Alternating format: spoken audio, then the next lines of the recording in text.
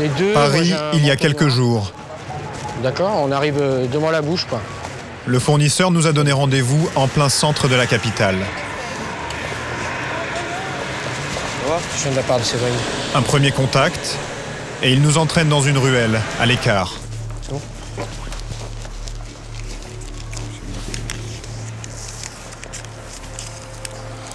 Quelques billets discrètement glissés. Ouais. Merci. Et dans la poignée de main, ciao. 1 gramme de cocaïne. Combien ? 80. 80 €, c'est 10 de moins que l'an dernier. Dans les années 90, il fallait payer le double pour la même quantité. 2 heures plus tard, nous renouvelons l'expérience à 2 pas de la plus belle avenue du monde. Merci. Salut. Ouais, à la prochaine. À la prochaine. Merci, au revoir. Ciao. À combien ? 70 €. 70 € le gramme. C'est encore moins cher. Partout, nous trouvons ces doses de cocaïne sans aucune difficulté et à prix cassé. Le lendemain, à l'Office de lutte contre le narcotrafic en banlieue parisienne, nous faisons analyser la drogue achetée près des Champs-Élysées. La dose que vous avez achetée, elle est assez similaire à celle-là, après analyse, avec une teneur en cocaïne active qui est finalement relativement faible par rapport à ce qu'on peut trouver aujourd'hui sur le marché européen. Ça provient de stocks qui arrivent par lot sur l'Europe. On sait que celui-ci vient du nord de la Colombie, par exemple. Les trafiquants, ils veulent pas dominer la planète, ils veulent pas conquérir le monde, ils ont des concurrents commerciaux, ils ont des débouchés commerciaux, des marchés qu'il faut prospecter, et des empêcheurs de tourner en rond, modestes, nous. Cela fait plusieurs années que les policiers anti-stup l'annoncent. Les producteurs de cocaïne inondent l'Europe de drogue bon marché. 300 tonnes de cocaïne sont entrées en Europe en 2006, 10 fois plus qu'il y a 10 ans. Des beaux quartiers de la capitale aux cités de banlieue, de Roissy aux Antilles, nous allons remonter les filières de la cocaïne. 6 mois de plongée étourdissante, avec les spécialistes de la lutte contre le narcotrafic, au cœur d'une bataille peu équitable, tant l'adversaire est puissant, mobile, insaisissable.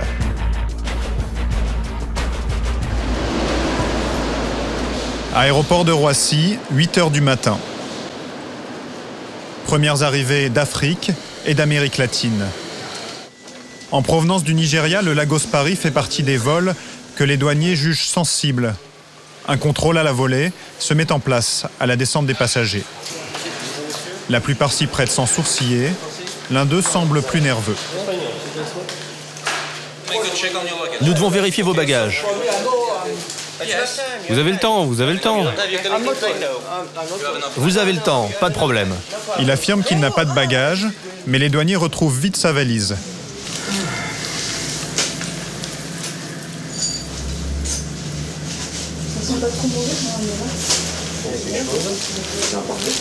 Dans le rideau. Qu'est-ce qu'il y a à l'intérieur? Ça ressemble beaucoup à des ovules. Des ovules, c'est-à-dire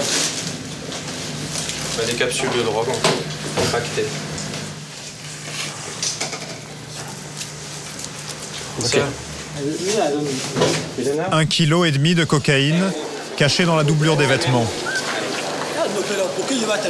Le jeune Nigérian risque jusqu'à 5 ans de prison ferme. À Roissy, les contrôles sont quotidiens, qu'ils soient inopinés, comme celui du Lagos Paris, ou planifiés, comme celui qui se prépare dans le sous-sol de l'aérogare. Bon, essayez d'être vigilant là-dessus, voir comment il est habillé. Tu prends une description, tu prends des notes en même temps, hein, d'accord? Bruno Bravode, chef de groupe à l'Office de lutte contre le trafic de stupéfiants, doit mettre la main sur une valise qu'il suit depuis Dakar. À mon sens, si tu veux, ça ne sera pas une grosse valise, ça va être un sac plutôt en longueur. Et il faudra en sortir encore quelques-uns. Il faudra en sortir quelques-uns encore. Si ses calculs sont exacts, elle contient 6 kg de cocaïne pure. Ah si, allez, viens, on y va, vite.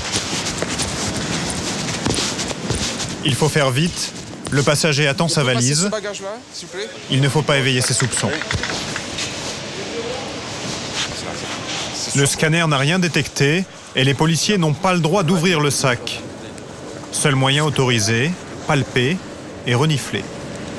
Bon, c'est positif. Ah, ça pue. Ah ouais, c'est bon, c'est positif. Putain, le chien devient fou là quand il sent ce bagage. Il devient fou. C'est un moment intense parce que là, ce sont les derniers moments de liberté de nos objectifs finalement. Hein.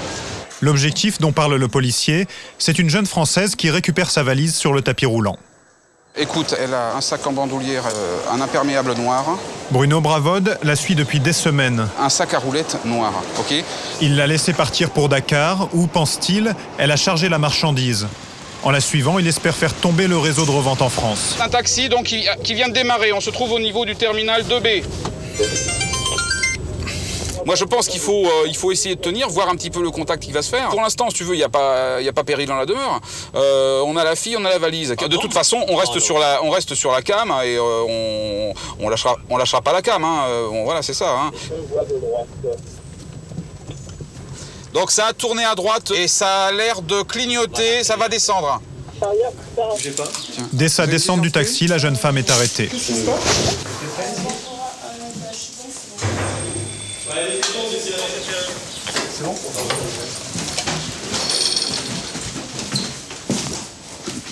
Oh putain, le dépotoir. C'est pas là-bas, c'est pas ici que vous habitez. Qui est-ce qui vous a demandé de venir ici ? Moi j'habite ici, regardez dans le Burak. Non, attends, vous habitez pas dans ce merdier-là ? Bon, alors, on va parler très vite, hein, et très bien. Avec qui vous êtes en relation ? Avec qui vous êtes en relation ? Avec qui vous êtes en relation ? Je suis en relation avec personne, moi c'est la première fois. Avec qui vous êtes en relation ? Avec personne, il y a mes papiers. Bon, ok. Ouais. Venez voir, madame. Regardez, c'est quoi ça ? Bah c'est quoi ? Je sais pas ce que c'est, madame. Non, c'est quoi ? Bah je sais pas, monsieur, je sais pas ce Bon, que c'est. donc, garde à vue pour infraction à la législation sur les stupéfiants. Bruno Bravode tente de la convaincre de collaborer, Voilà. mais elle nie tout. Première chose, tu es très mal.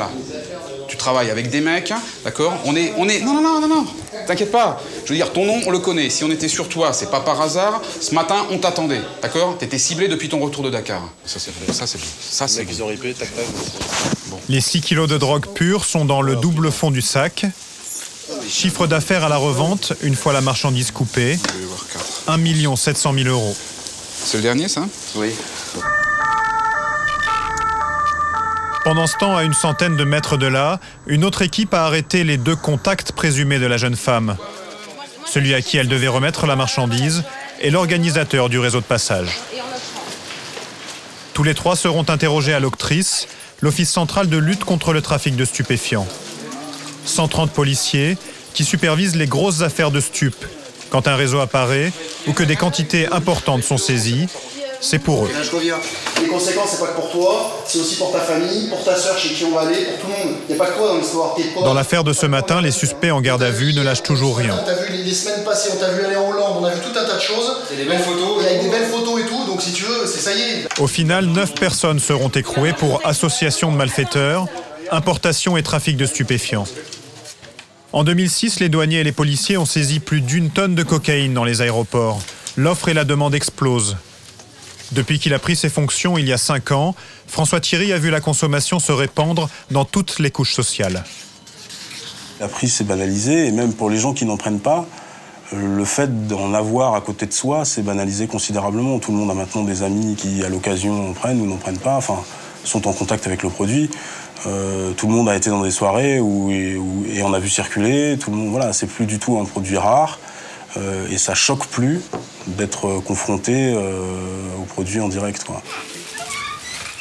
Chaque jour, les enquêteurs découvrent de nouvelles techniques pour cacher la drogue.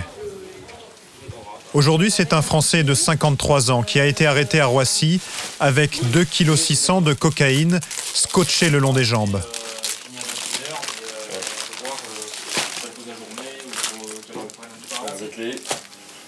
J'ai les chaussettes. Ça, c'est avec les jambières sur les jambes. Devant l'enquêteur, il avoue et donne même son salaire. 5 000 €, il filait. 8 000. Au moins, tu t'es pas fait niquer, là. 8 000 €, c'est normal. Ouais, mais bon, tu te fais prendre. T'as quel âge ? 53. Bientôt 53.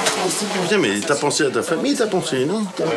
En plus, un Gaulois, un Français qui se fait gauler, en France, avec ça, tu prends 2 fois plus qu'un Bolivien, un pauvre péone, qui gagne $30 par mois, à qui on promet 5 000 $, il sera moins puni que toi.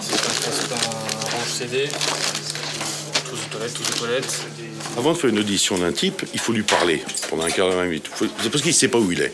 Lui, il pense qu'il est dans un commissariat comme la banlieue de Sao Paulo ou d'ailleurs. Non, il faut lui expliquer que là, c'est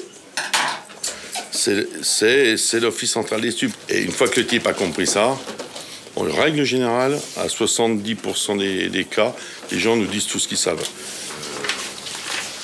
Moi, ça fait jamais plaisir à un policier de mettre en prison des gens comme toi, quoi. On voit bien que t'es pas un voyou, quoi, je veux dire. Qu'est-ce qu'on peut faire pour essayer de te sortir de l'affaire?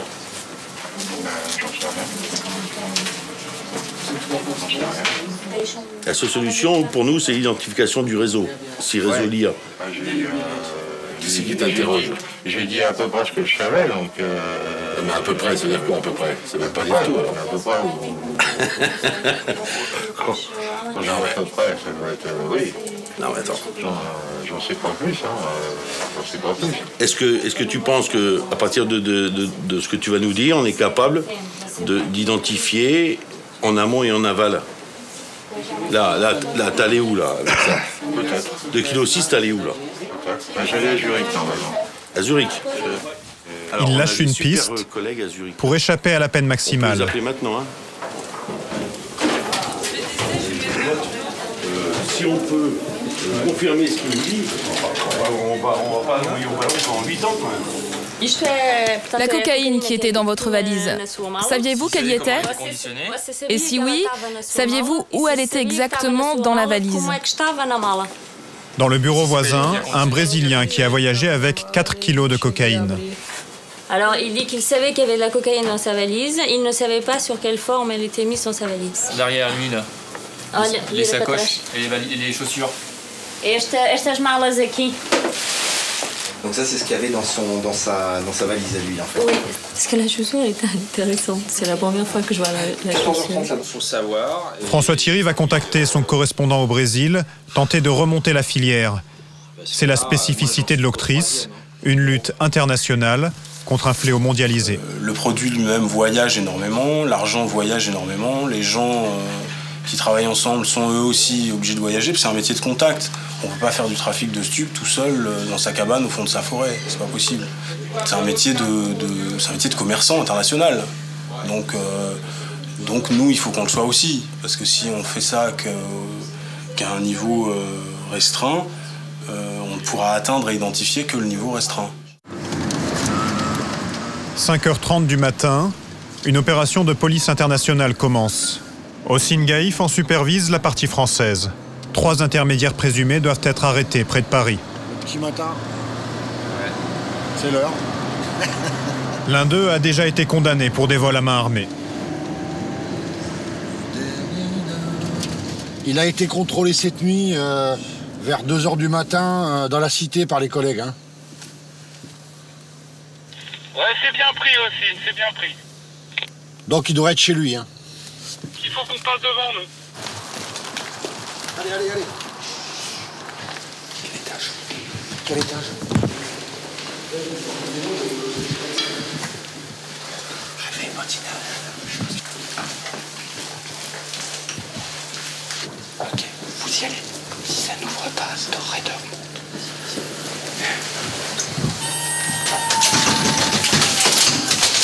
Passe pas. Allez, bélier. Démonte.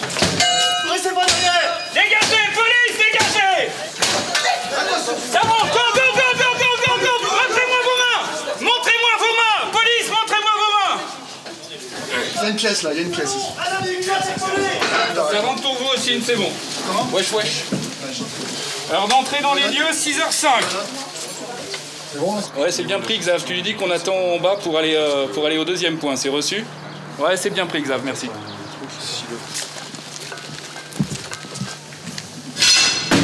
Police, reculez-vous de la porte! Reculez-vous de la porte! Ok, police à terre! Annoncez-vous! Viens ici. Donc c'est 4 jours en matière de stupes, d'accord? Ton avocat à l'issue de la 72e heure, donc 3e jour.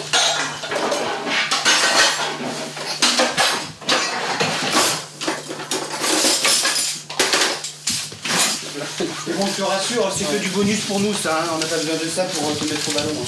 J'espère que pour nous, ce serait dommage. Vous êtes sur l'objectif, correct? Oui, affirmatif. Un interpellé et c'est le bon. Reçu? Reçu, merci. Au même moment, à Malaga, en Espagne, une opération similaire a eu lieu. Les policiers espèrent avoir fait tomber tout un réseau chargé de réceptionner la drogue en Espagne et de l'acheminer en France. Ici.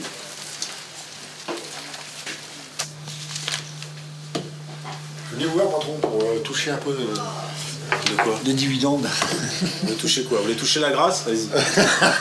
Bon, ils ont pété en Espagne. Et ils ont trouvé un peu de produits et tout. Et ils ont continué l'investigation, ils ont pratiquement tout le monde là-bas. Ils en sont à 4 gardes à vue ou 5. D'accord. Il nous fait un point tout à l'heure, le patron? À midi. Rentre.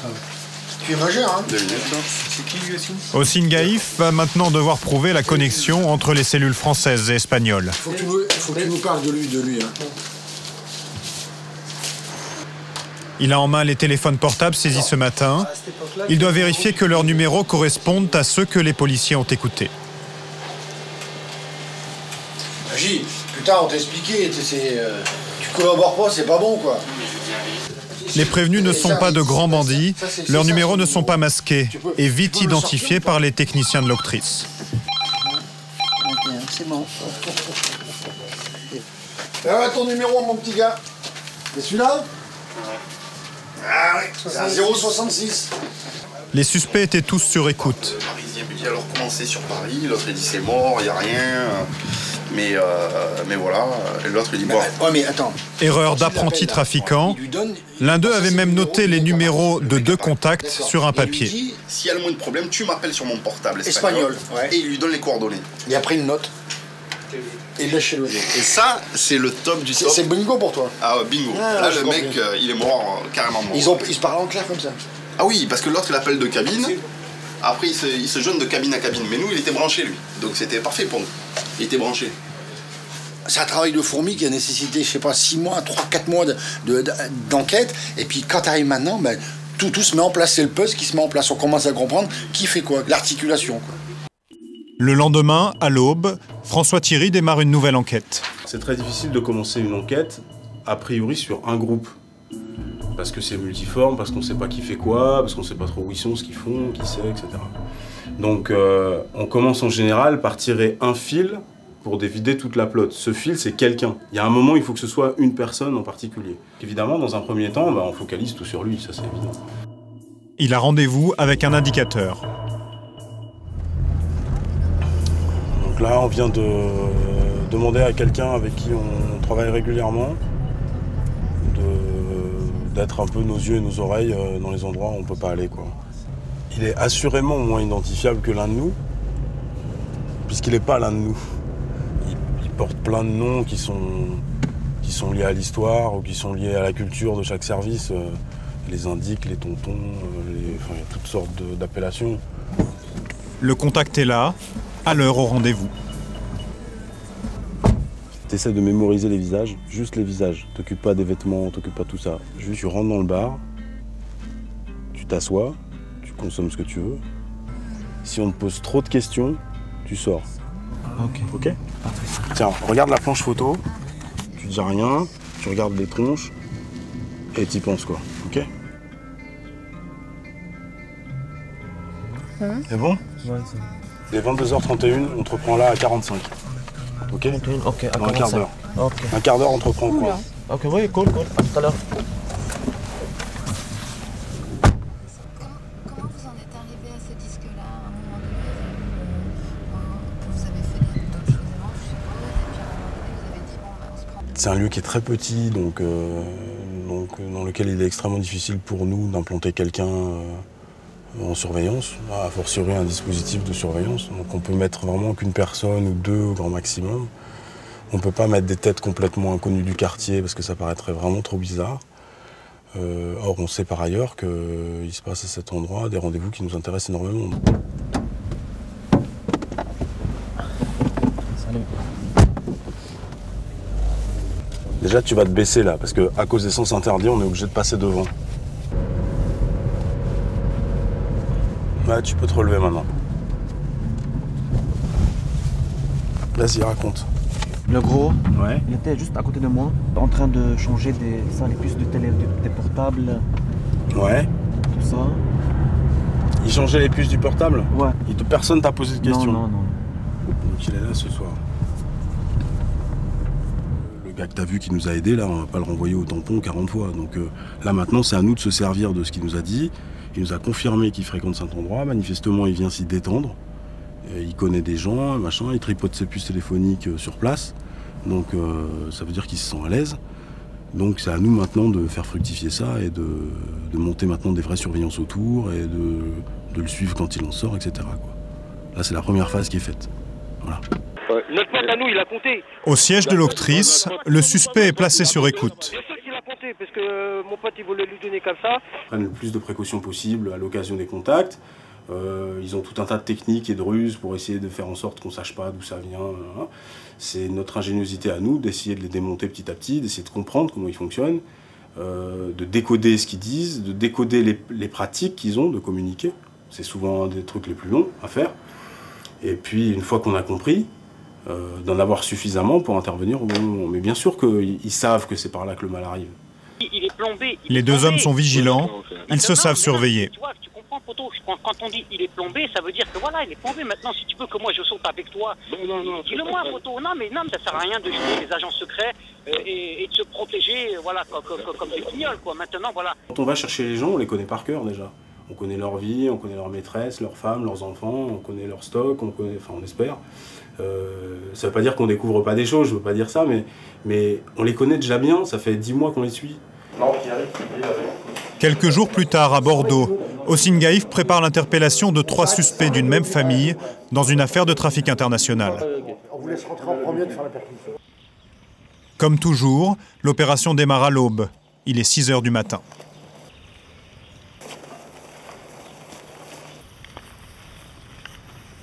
Ça, c'est le produit.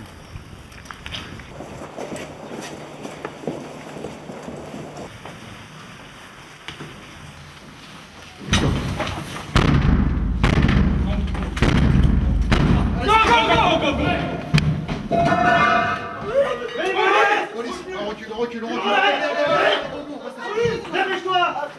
Donne ta main.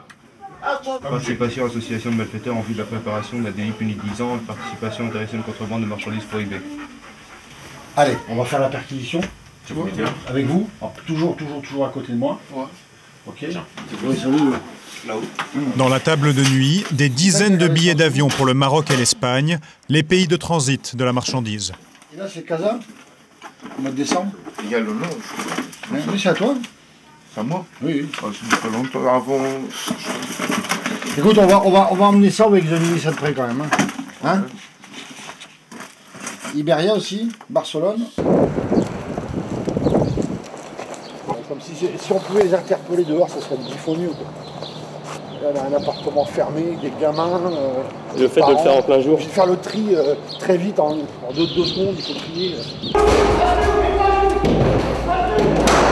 Les policiers enchaînent les arrestations dans la cité. Tous les suspects sont interpellés. C'est bon, Mohamed, c'est terminé, tout va bien. Faites le tour des placards et tout. Moi, ça va, c'est que ça perd son avec les lampes et tout, regardez partout. Quand est-ce que tu laisses?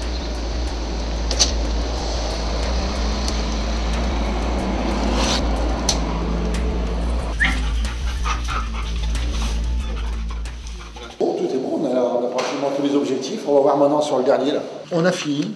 On va s'occuper de rapatrier les gens sur Paris.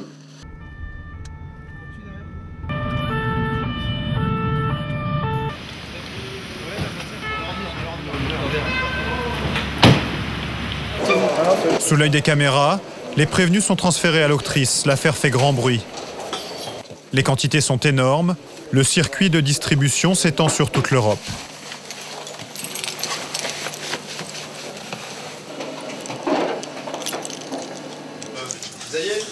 Monsieur, allez.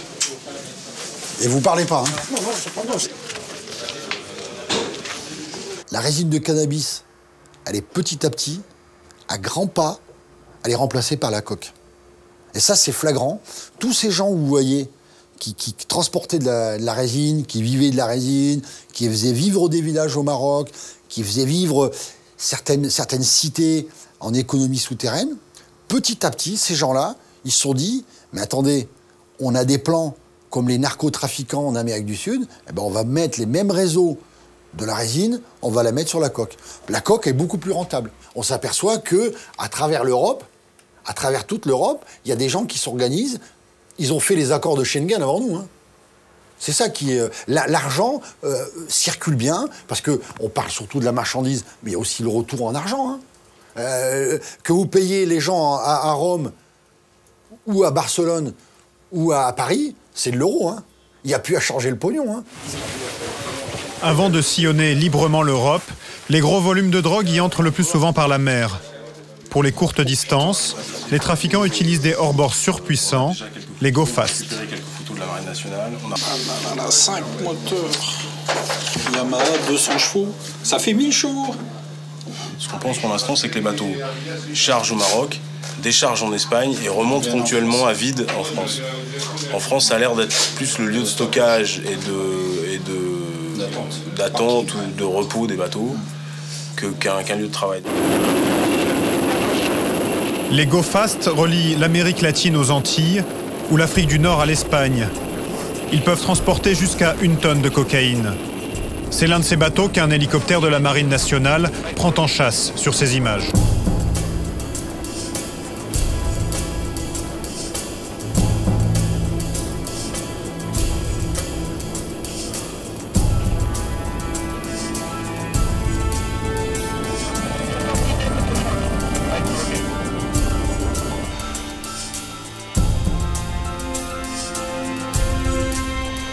Il file à plus de 100 km/h. Pour l'arrêter, des tireurs d'élite détruisent les moteurs. Les trafiquants seront récupérés par un navire de la marine. Pour les grandes distances comme les traversées de l'Atlantique, 2 moyens, des cargos ou des voiliers. On peut le mettre là, mais s'il ne faut pas qu'il teste. Nous sommes en février 2006. Le numéro 2 de l'Octrice cherche l'endroit idéal pour poser une balise sur un monocoque soupçonné de convoyer de la cocaïne. Il s'apprête à quitter son port espagnol direction l'Amérique du Sud. Ça se fait dès qu'on a utilité dans l'enquête à connaître la trajectoire précise d'un bateau.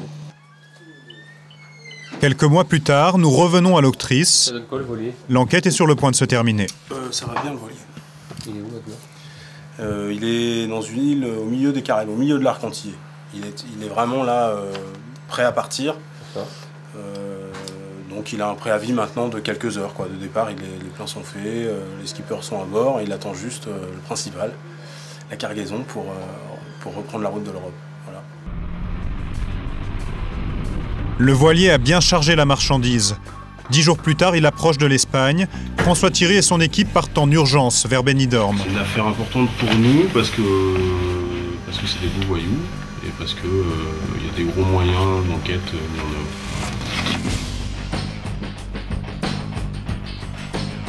15 heures de route pour retrouver sur place l'équipe de la police judiciaire espagnole, avec laquelle il travaille depuis 7 mois sur cette affaire. Ils forment une équipe internationale sous l'autorité conjointe d'un juge français et d'un juge espagnol. Dès leur arrivée, ils font ensemble le point des dernières conversations téléphoniques entre le propriétaire du voilier et les membres de l'organisation à Alicante.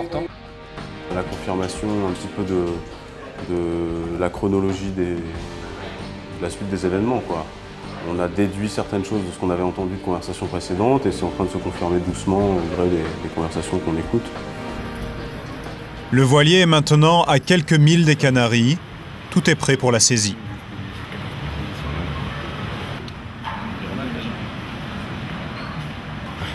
C'est presque fait. Allô ? Oui. Bonjour.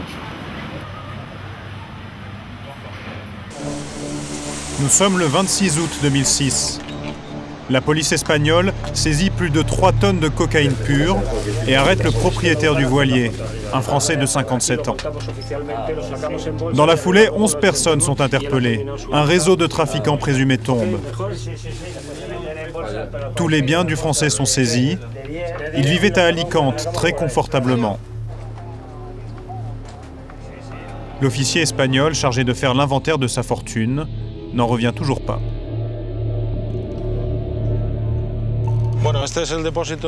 Nous sommes au dépôt de véhicules où sont entreposées les voitures du propriétaire du bateau et de ses complices. Il y a près de 28 véhicules saisis. Et comme vous le voyez, ce ne sont que des voitures haut de gamme. Comme le veut la loi espagnole, tout le patrimoine du Français sera revendu pour financer la lutte contre le narcotrafic. 28 voitures, 6 maisons, 7 restaurants et 4 bateaux.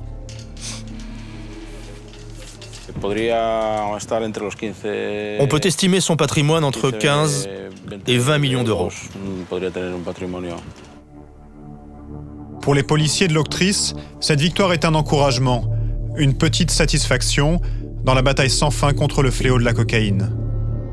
On a vu plein de gens se détruire avec ça, on a vu plein d'histoires se défaire avec ça, on a vu plein de destins qui étaient annihilés par ça.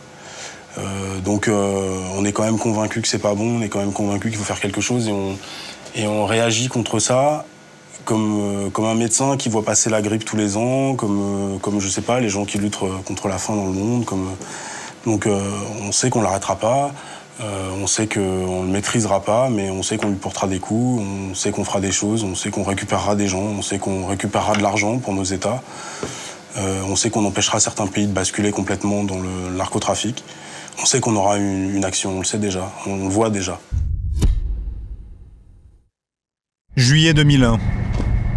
Les commandos marines français arraisonnent le Carolina, un bateau de pêche battant pavillon vénézuélien au large de la Guyane.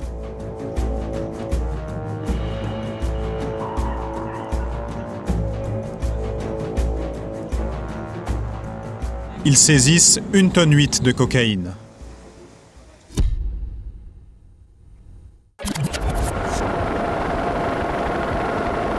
La lutte contre les narcotrafiquants se poursuit bien au-delà de nos côtes, avec des moyens à la hauteur de la guerre.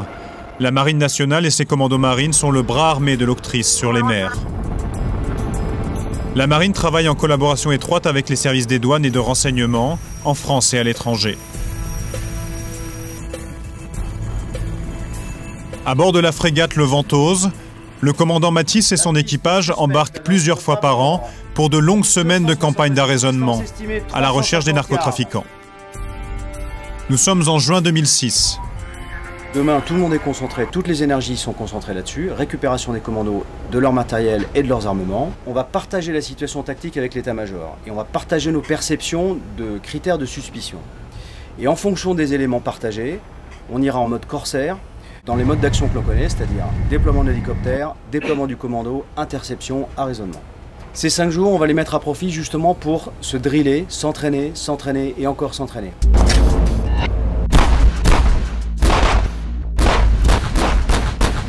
Les commandos marines s'entraînent aux techniques spécifiques de l'arraisonnement de bateaux.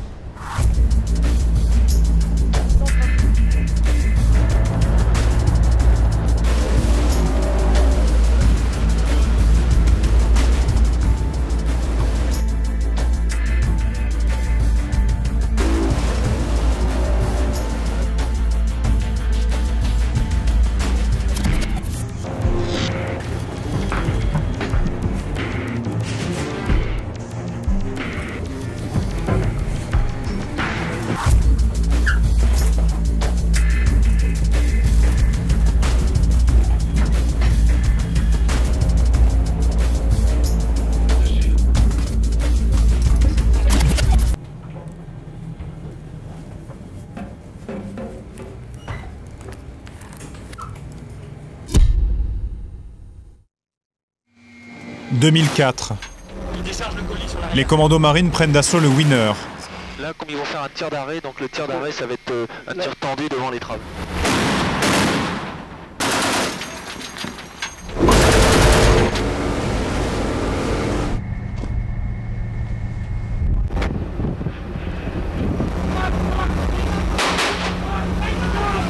Le cargo bat pavillon cambodgien. Les tirs finissent par arrêter le bateau au large des côtes sénégalaises. L'assaut durera 4 heures L'équipage parvient à jeter la drogue par-dessus bord pour échapper au contrôle. Sur les 2 tonnes de cocaïne transportées, seulement 85 kilos sont saisis.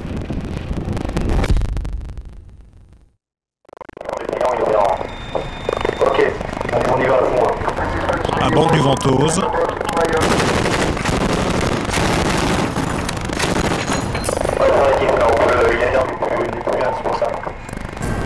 toutes les techniques sont mises en œuvre pour surveiller la zone, recueillir les renseignements, repérer des bateaux suspects, photographier, analyser les comportements de l'équipage. L'immensité des périmètres à couvrir et l'ingéniosité des trafiquants rendent l'exercice particulièrement difficile.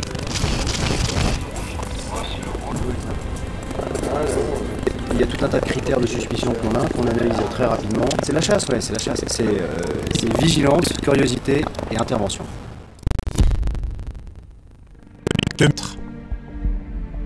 Au large du Ghana, les commandos marines passent à l'assaut du Pitéa, un cargo battant pavillon togolais.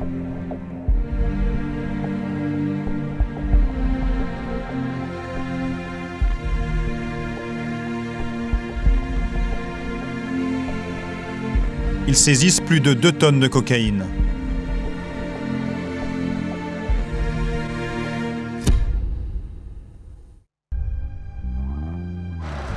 Novembre 2006. Nous retrouvons le commandant Matisse à bord du Ventose. L'opération à laquelle nous allons assister est exceptionnelle. Elle commence à la Martinique. En gros, on devait apparier vendredi ou samedi matin. Bon, la situation, enfin le scénario s'accélère un peu. On part a priori, même si on n'est pas complètement à bloc dans nos cartouchières, c'est pas grave, on est quand même. Ça fait des semaines et des semaines qu'on s'entraîne. Moi j'ai vendu à l'état-major, on est paré et on y va. Le Ventose va lever l'ancre avec 2 jours d'avance. Il doit se rapprocher d'un cargo qui fait route vers l'Espagne. C'est lui que le commandant désigne comme le client. Ce client est un gros bâtiment de commerce qui fait 130 mètres de long et qui pèse 10 000 tonnes, donc c'est vraiment un gros client. Il est suspecté de faire du trafic de cocaïne depuis maintenant 3-4 ans. Son équipage, ou en tout cas son état-major, est suffisamment astucieux pour ne s'être jamais fait pincer. La source de mes renseignements est d'origine américaine. Il est suspecté depuis 3-4 ans et jamais il n'a pu être mis en défaut. Selon le commandant Matisse, un bateau de pêcheurs livrera la cocaïne au cargo. Au-dessus du Ventose, un avion de surveillance tente de le repérer. Tous les navires de la zone sont photographiés, suivis par l'équipage de l'avion. Le fournisseur est introuvable, mais le cargo a été repéré.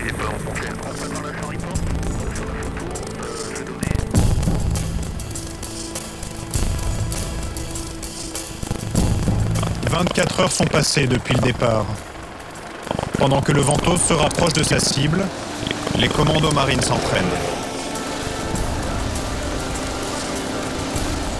Dernière répétition avant l'abordage. Ce sont eux qui donneront l'assaut le moment venu. Pour l'instant, le Ventose reste hors de portée de radar du cargo. Les commandos vont s'en approcher. Avec leurs Zodiacs, ils sont indétectables. On va faire 2h30. Il y a 500 litres de Moi, je le récupérerai bien avant la tombée de la nuit. Attention au sillage. Donc c'est petite vitesse, c'est 15 nœuds, 12 nœuds, petite vitesse. Il faut se planquer entre les vagues, faire une station radar pour voir un peu ce qui se passe. S'il n'y a pas le ravitailleur qui est en train de le rattraper, voir un peu ce qui se passe. Ok ? Bonne chance.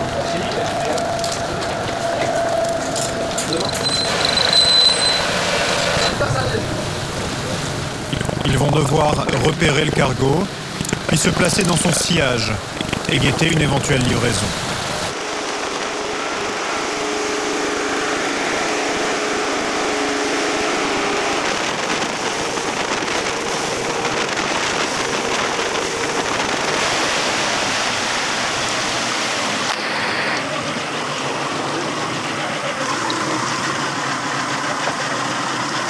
Donc je donne ma position, on est en... Après 2 heures de mer, le cargo est bien en vue, mais pas de livraison pour l'instant. On a visuel sur un bateau dans notre 260. La nuit tombe, les commandos rentrent à bord du Ventose. Soudain, sur la radio interne de la frégate,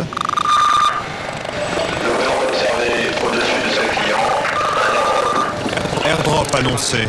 Le Ventos pense avoir repéré une livraison aérienne. On laisse, elle arrive, on la récupérera plus tard. Un petit briefing de situation. L'airdrop, il a eu lieu à peu près il y a 40 minutes. On approche toujours en comportement pêcheur, c'est-à-dire feu éteint, route erratique, etc. Dès qu'on est prêt, run d'attaque. D'accord ? Poliment et précisément, vous investissez le bateau. Ok ? On s'attendait à avoir un client qui charge, et bien il charge en effet. Donc maintenant on va aller essayer de l'intercepter tout de suite pour éviter qu'il ne planque sa cargaison. Le capitaine devra patienter. Nous sommes dans les eaux internationales. Il faut attendre que le ministère des Affaires étrangères contacte Panama, port d'attache du cargo, et obtienne l'autorisation de passer à l'abordage. Tout feu éteint, le Ventos s'approche du cargo et vers 20h, le feu vert est donné. Ciudad de Oviedo, on est sur votre tribord. Appelez-nous sur le canal 16, vous m'entendez? Stoppez votre bateau, nous allons monter à bord. Oui, oui, mais vous pouvez parler un peu plus doucement? Arrêtez-vous, arrêtez-vous maintenant.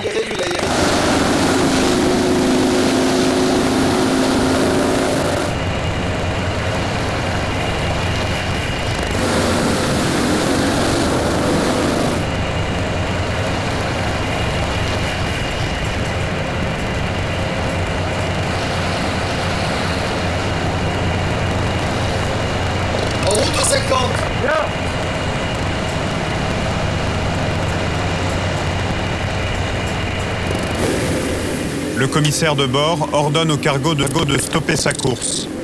Et pour vérifier qu'aucun ballot n'est lancé à la mer, les commandos suivent son étrave, puis montent à bord.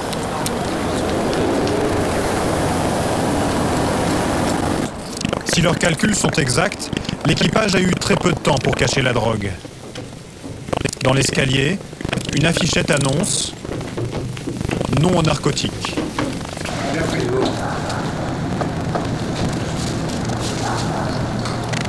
Les marins sont très dociles. Les commandos les isolent dans le réfectoire, à l'écart du capitaine du bateau. Le capitaine et le second. Bon voilà, on leur demande les papiers, on commence à... On va vérifier les papiers, les passeports, les certificats de navigabilité. Pas comme nationalité. Non, il y a équatorien, colombien. Équatorien, colombien? Il n'y a aucun panaméen. Le capitaine du cargo affirme qu'il fait route vers l'Espagne pour aller y réparer un moteur. Le second est équatorien. Pourquoi vous alliez réparer les moteurs en Espagne? Pourquoi? Pour mettre en cale sèche. Oui, mais pourquoi en Espagne? C'est pas possible au Panama? Non, non, c'était plein. Plein? Plein. Pendant l'interrogatoire, les commandos fouillent les cales et pour l'instant rien à signaler. Là, vous avez tout fouillé là? Ah là, oui, j'ai tout fouillé. Vous n'avez rien vu alors? Rien du tout, rien. Une première nuit passe, l'équipage est impassible.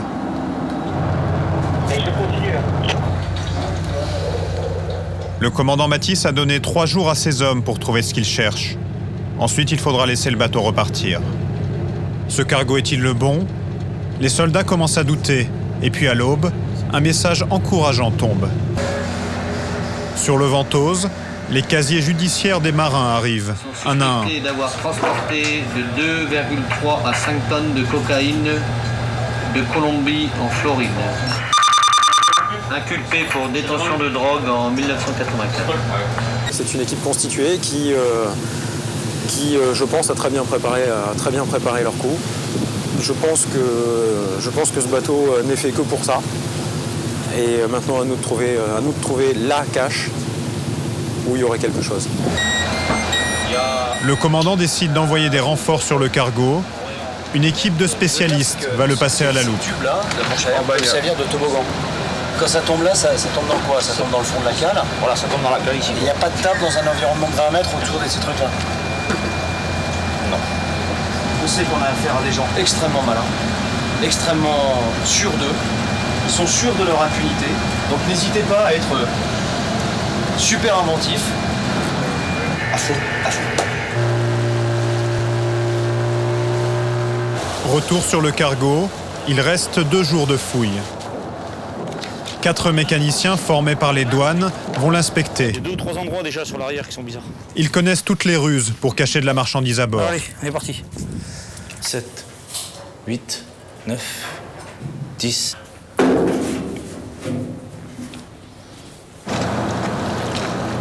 Des plongeurs font le tour de la coque. Ah, une belle coque, mais il n'y avait rien. Rien du tout? Non. Les mécaniciens examinent pièce par pièce tous les recoins. Le cargo fait 130 mètres de long.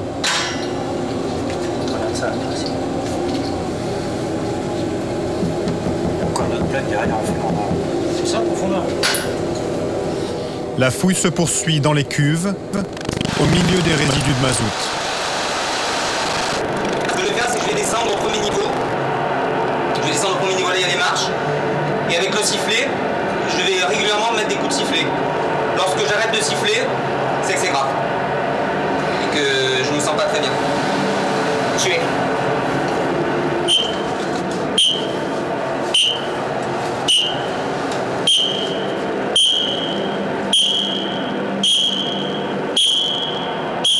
Les marins français sont désormais certains que ce bateau est bien celui qui devait livrer la drogue en Espagne, mais rien ne prouve que la cocaïne est déjà à bord.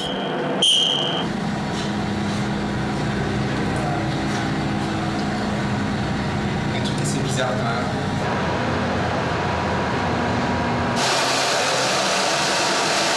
Faux plafond, cale, cuve. Une nouvelle journée s'achève sans résultat.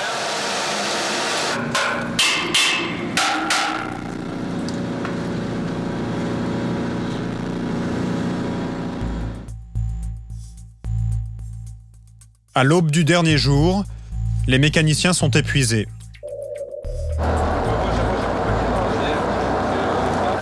Il ne reste plus que 2 endroits à inspecter. Les cuves de gasoil, une à l'arrière et une à l'avant.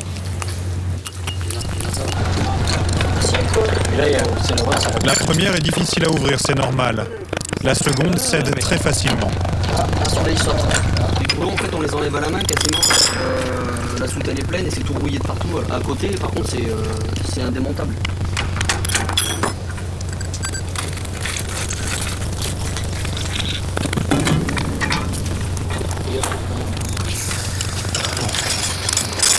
Cette cuve paraît moins profonde que sur les plans.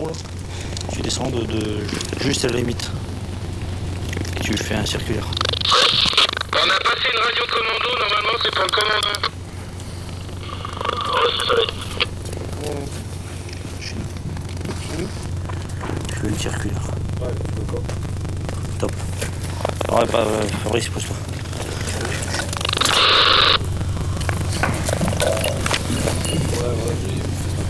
Donc là, on le fond, ça part par là, au moins sur 6-7 mètres. Ça revient derrière, et il y a aussi un... Ouais, ça fait un L, ça va sur le... Avec quoi on va la vider? Avec quoi on va la vider? Il faudrait voir le mécano, le chef mécano. On la met où? On la met là-haut? La nuit est tombée. Plus que quelques heures pour vider les cuves de leur mélange nauséabond de mazout et d'eau salée.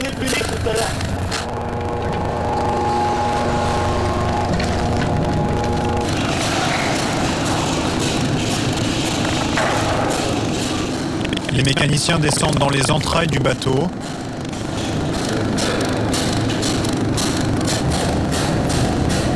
Les pieds dans le liquide. Ils terminent le pompage à la main.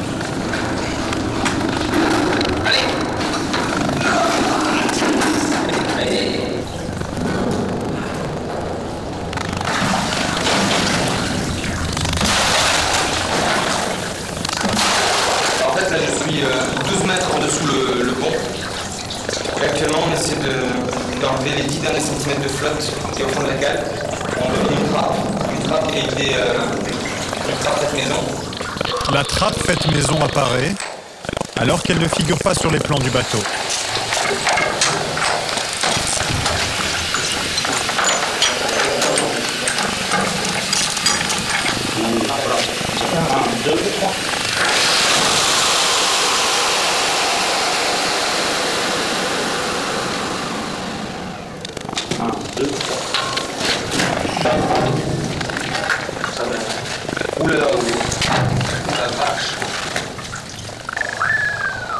Des dizaines de ballots sont alignés au fond.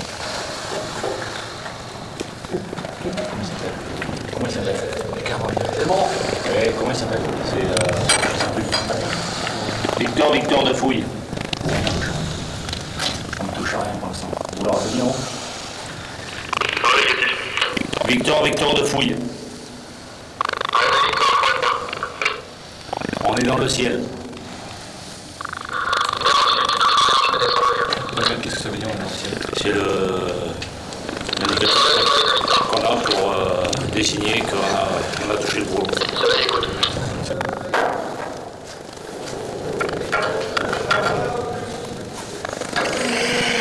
Ouais, ça pue là, ouais. Ah, ça sent fort. Il a sans doute fallu plusieurs jours aux trafiquants pour les cacher là.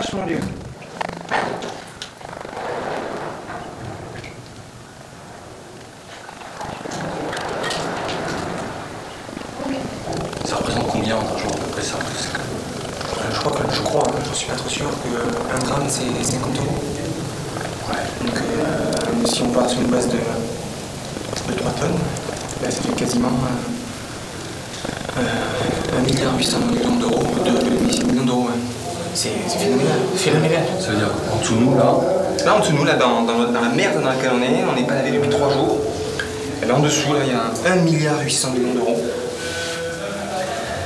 Waouh. Vous pouvez constater ce qu'il y a au fond, là? Il dit qu'il voit des sacs. Le capitaine du cargo nie toujours. Plastique. Il voit des sacs plastiques. Et pourquoi il y aurait des sacs plastiques? Et pourquoi il y a un sac en plastique au fond? Non, je sais pas.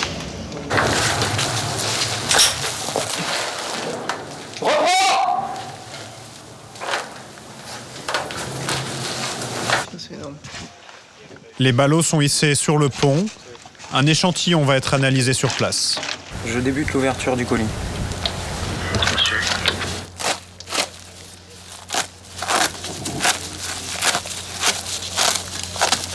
Bon, alors il y a plein de petits pains à l'intérieur. Je continue. Ça va, Qu'est-ce que vous faites là-dedans? Je vais faire un prélèvement. Je brise la première capsule. Rompa, la première capsule. Ça réagit immédiatement en tournant au bleu. Ça y est, la réaction est positive. La réaction de la main ici est positive. On voit bien une couche bleue et une couche rose. Le test est positif. Il s'agit de chlorhydrate de cocaïne ou de cocaïne base. Écoute. Oui, de Victor, le test est positif. Bien reçu. Bravo. Félicitations, super. Voilà, on a retiré 4 tonnes du trafic. Ça sera déjà ça de moins de travail, entre guillemets, pour nos camarades policiers ou douaniers en métropole, qu'ils soient français ou européens, ou américains. Tout l'équipage est arrêté. Le capitaine risque 10 ans de détention. Le cargo et le Ventos font demi-tour. Retour vers Fort-de-France. En Martinique, l'octrice déterminera exactement le volume saisi. 4 tonnes 300 de cocaïne pure. C'est la plus grosse prise de l'histoire de France. Une cellule de trafiquants est tombée, mais tous les policiers anti-stup le disent. La demande est telle qu'une autre la remplacera vite.